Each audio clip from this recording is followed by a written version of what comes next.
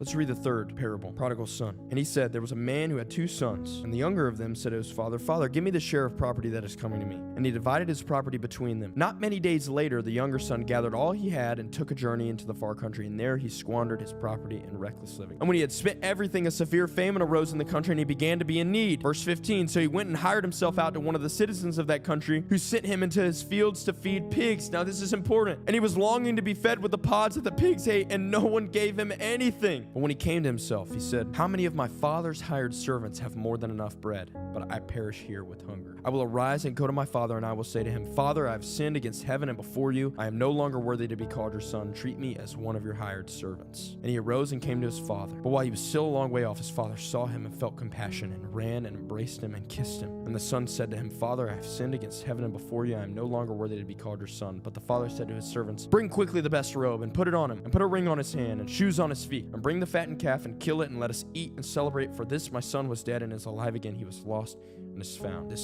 speech that the son has prepared. He goes, okay, my dad has these workers, and they're better off than I am, so I'm going to go to my dad, not to be his son, to be a slave. I'm going to work for him. Is that not what society tells us to do today? Oh, you've wronged me? Work to give me your love. For some reason, when we screw up, we still try to build our Tower of Babel to God. And God says, I've done the work. I've done the work on the cross to get to me. Your repentance, your obedience should all be a byproduct of your love for what I've done for you.